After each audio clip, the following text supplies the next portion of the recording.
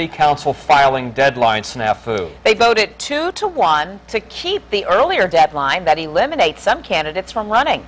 Andy Fox was at the vote and joins us now. Andy? Guys, some say this is government at its worst. The city charter was changed in the General Assembly to reflect new citywide elections in Portsmouth in November rather than in May.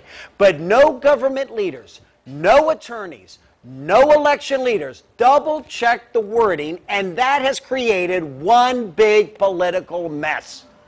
There is plenty of blame to go around. And with that, the Portsmouth Electoral Board voted to accept the City Council election petition deadline of June 5th. Those in favor of abiding by the first Tuesday, say aye. Aye. Those opposed, nay. The change in the city charter caused the confusion. It reads, the deadline is closing of the polls on the first Tuesday in June. The problem is there were no polls open on the first Tuesday, which was June 5th. Bad wording and wrong date. We seek electoral advice from them. This time it was contradictory, somewhat confusing, and often changing. The contradictions came from the State Board of Elections that sent this email to the Portsmouth Registrar. Accept all declarations of candidacy the second Tuesday in June, June 12th. That email said, accept, paperwork through June 12th, which is the date in the Commonwealth of Virginia and what we have advertised. So I was like, okay. I'm still doing the right thing. But after a conversation with the State Attorney General's office, the new direction in this email, the first Tuesday date controls. Yes, Why did you wait till the last minute? It wasn't the last minute. I did it on the 8th. It was due on the 12th. You sound like a school teacher.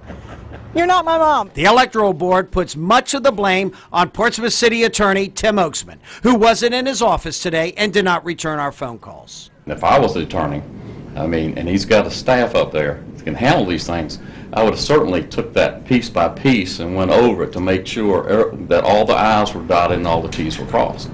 And I do think he dropped the ball on this.